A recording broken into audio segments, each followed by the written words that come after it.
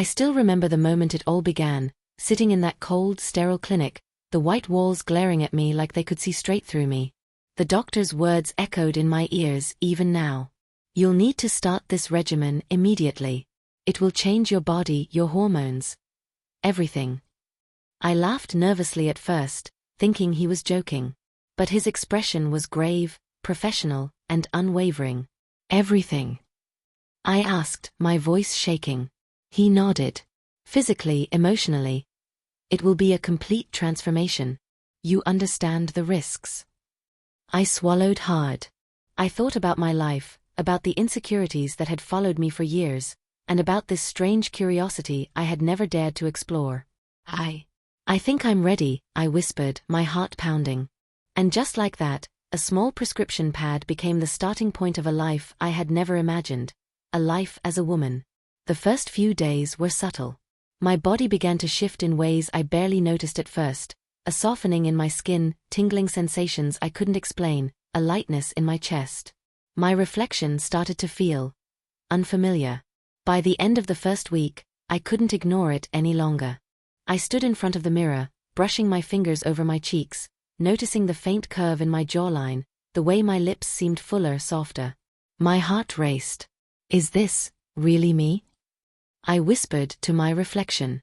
My voice sounded different, higher, softer, almost musical. I laughed nervously, but underneath it was a thrill I hadn't felt in years. Fear, yes. But also curiosity. Excitement. Walking through the day-to-day world became a minefield of new sensations. Friends noticed, of course. My best friend Lisa leaned closer one afternoon and whispered, "You look different. Are you wearing something new? Or is it you?" I shrugged, pretending to be casual, but my stomach was twisting. Just experimenting, I murmured. Even at work, everything changed. Colleagues gave me longer glances, my male-dominated team seemed hesitant, unsure how to treat me. I felt their stares like heat against my skin, and I caught snippets of whispered conversations. "Is he okay? She looks amazing, actually." The world suddenly felt heavy and light all at once. Every step I took was electric, terrifying, and thrilling. I wanted to hide, but I also wanted to be seen. At home, the real exploration began. Alone, I could let curiosity take over. I started experimenting with clothes I had never touched before, skirts, blouses, soft fabrics that felt strange against my skin, yet intoxicating. I tried on makeup, feeling my hands shake as I drew eyeliner along my lids, mascara brushing my lashes, lipstick tinting my lips a shade I had only ever admired from afar. Every night in front of the mirror I whispered, "Who am I becoming?" Some nights I laughed, twirling in dresses that swished around my legs. Other nights I cried, terrified at how unfamiliar I felt. But with each day, each tiny experiment, I discovered fragments of myself I hadn't known existed. Confidence, softness, playfulness, even sensuality that didn't feel wrong. It felt like freedom. The first outing in public was surreal. I dressed carefully, blending masculine and feminine cues, nervousness buzzing under my skin. I caught my reflection in a store window and gasped. My hair framed my face differently, the subtle curve of my cheeks and jaw made me feel alien and beautiful at once. People glanced. Some smiled, some whispered. My heart pounded, my stomach fluttered. But with Lisa at my side, encouraging me, I felt a boldness bloom inside me. "I can do this," I whispered under my breath, touching my hair nervously. It wasn't just about being seen as a woman. It was about being seen, period. About discovering how I could carry myself with grace, poise, and authenticity. Each small compliment, each approving glance, felt like validation I hadn't realized I had craved. Weeks passed, and I became bolder. I experimented with different styles, colors, shoes, accessories. Heels that had once seemed impossible became a thrilling challenge. Soft fabrics, delicate blouses, skirts that swished with each step, I felt a power in their elegance. I started venturing into spaces I had avoided before, coffee shops, bookstores, even casual meetups with friends, all dressed fully in the persona I was cultivating. My reflection became familiar, comforting, powerful. People responded to me differently, and I realized it wasn't just the clothes or the makeup. It was me, finally stepping fully into an identity I had only glimpsed in private. But the world wasn't always kind. There were moments of judgment, whispers I could feel though they were never loud. Fear crept in at times. What if my transformation wasn't accepted? What if I lost friends, respect, stability? Yet, every time I doubted, I remembered the doctor's words. This was a transformation not just of body but of life. And I had chosen it. I had chosen myself. The real test came at a work event, a small gathering in a downtown venue. I stepped in fully dressed, hair and makeup complete, heart pounding like never before. Conversations paused. Eyes turned. And in that moment I realized, I was visible. Fully, boldly, unapologetically. Some colleagues whispered yes. But others smiled, complimented me, treated me as the person I had always been inside. For the first time in my life, I felt aligned, body, mind, and soul in harmony. After that night, everything shifted. I moved confidently through the world, no longer hiding parts of myself. I experimented further, refined my style, learned to love each curve, each line of my face, the voice that now felt natural, the gestures that made me feel graceful. Friends, colleagues, strangers, they all responded to the authenticity radiating from me. And slowly, the fear that had once gripped me loosened its hold. I was becoming someone new, someone brave, someone fully me. There were still quiet moments, alone in my apartment, when I would look in the mirror and whisper, "Can I really do this forever?" And every time, the reflection smiled back with gentle reassurance. Yes. You can. You will. The climax of my transformation came not in one single dramatic event, but in the quiet confidence that I carried in every step, every glance, every word I spoke. I was no longer afraid. I was empowered. I was free. I had chosen a life as a woman. And it had chosen me back. Fully, beautifully, completely. Even in the smallest moments, a morning coffee, a walk in the park, laughing with friends, I felt the power of authenticity. People saw me, and I saw myself. And I realized that this journey wasn't about the prescription, the hormones, or even the clothes. It was about courage, self-discovery, and the audacity to embrace a life I had once only imagined. Transformation isn't just physical. It's emotional, mental, spiritual. It's about discovering yourself in ways you never imagined. I started this journey uncertain, fearful, hesitant. But today, I walk with confidence, grace, and joy. The mirror no longer reflects someone I barely recognize. It reflects me, fully, unapologetically, beautifully.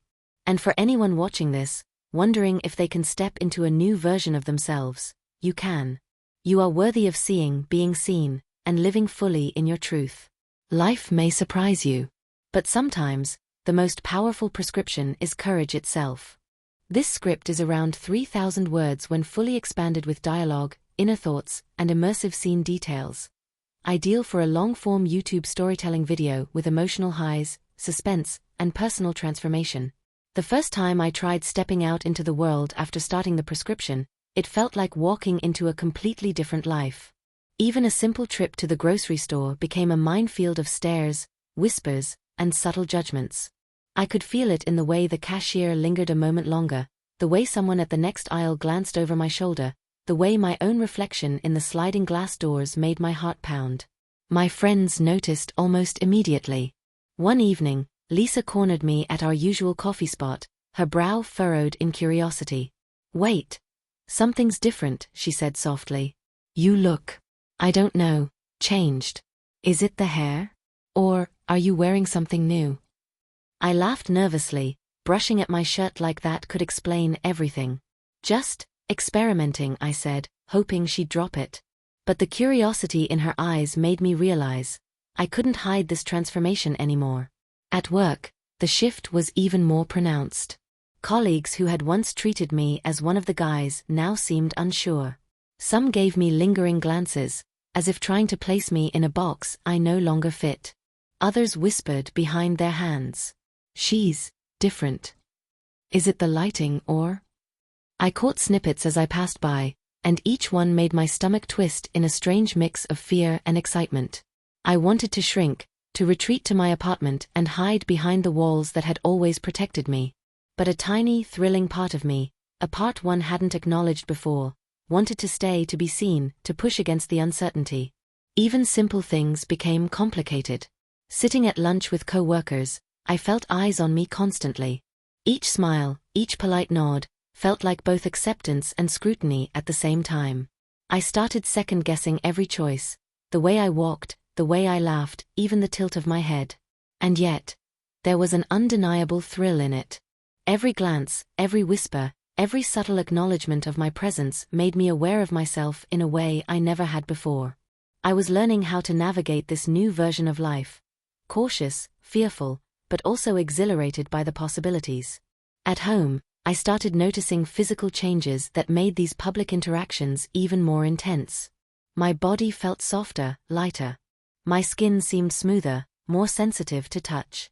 Every brush of fabric against my arms, every movement in front of the mirror, reminded me that this life I was living wasn't hypothetical anymore. I began to notice how people responded to me differently.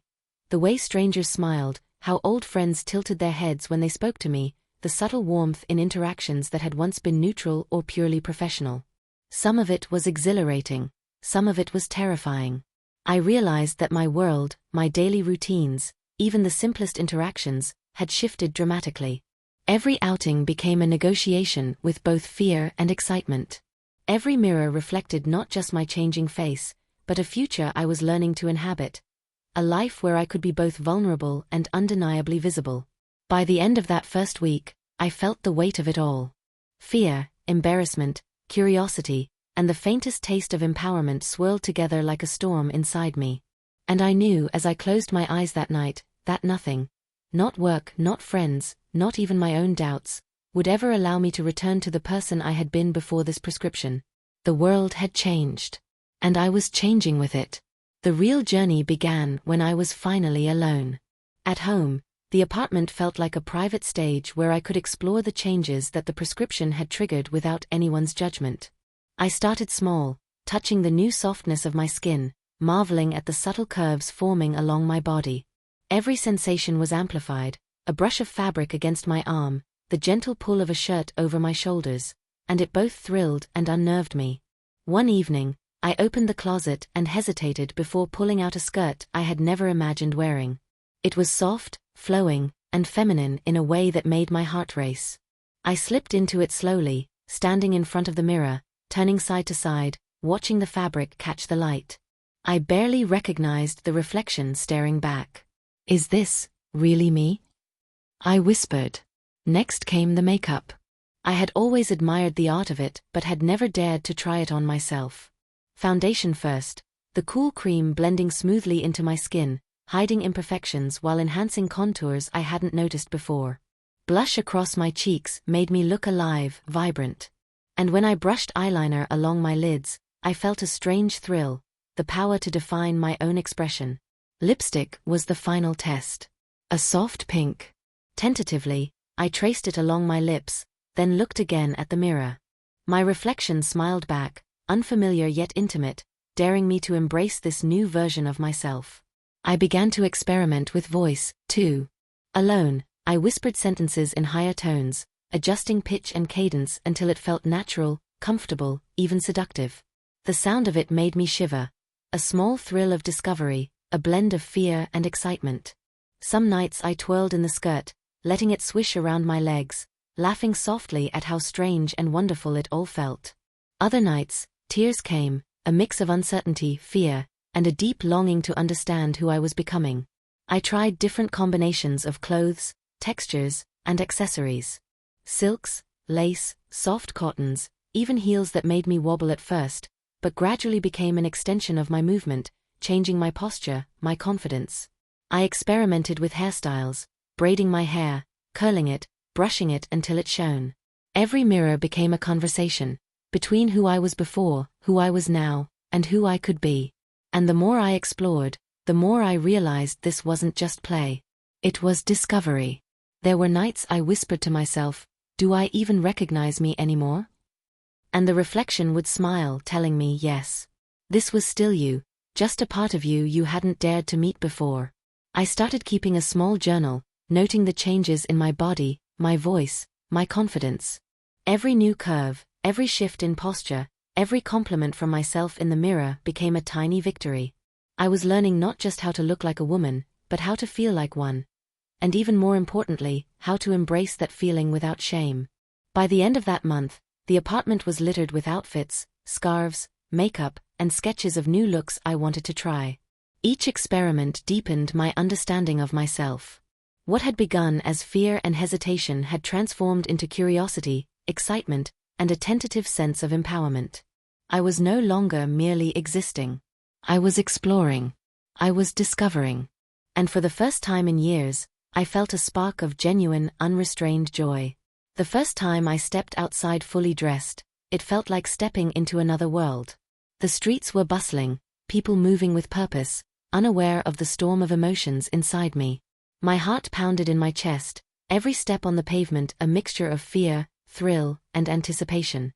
I had chosen an outfit carefully, a soft blouse that hugged my curves without being too tight, a skirt that swayed just above my knees, and a pair of low heels that made me wobble slightly but gave me a tentative sense of elegance. I caught my reflection in a store window and froze. My hair framed my face differently, the subtle contours of my cheeks and jawline reflected in the glass. It was me, yet not the me I had known. I could feel eyes on me almost immediately. Some curious, some admiring, some barely hidden judgment. My palms sweated inside my gloves as I walked, but each glance, each subtle acknowledgement from strangers, made a small thrill run through me. Lisa had insisted on accompanying me for moral support, holding my hand as if tethering me to safety. "You look amazing," she whispered. "Just breathe and enjoy it." Step by step, I did. By the time we reached a small cafe, my nerves had settled into a steady hum of excitement. I ordered coffee, the barista giving me a double take but smiling politely. I felt my pulse in my throat, the taste of empowerment intoxicating. People were noticing me, yes, but it didn't feel threatening. It felt exhilarating. I began venturing further over the next few weeks.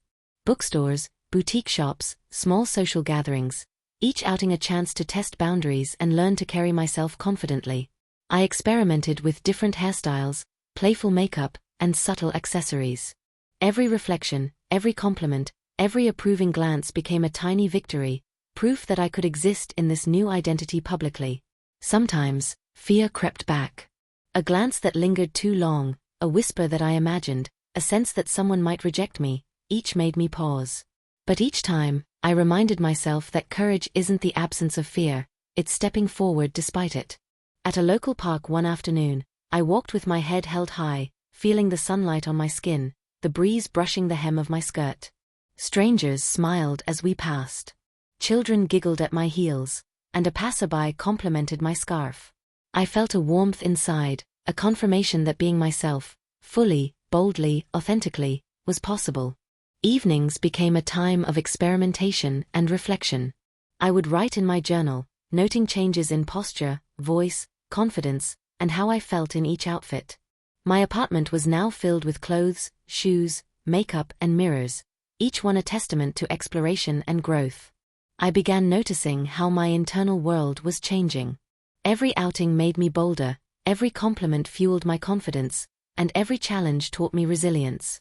I wasn't just wearing these clothes or makeup, I was inhabiting them, embodying a side of myself that had long been dormant. By the end of these weeks, I realized something profound. The transformation wasn't just about appearance.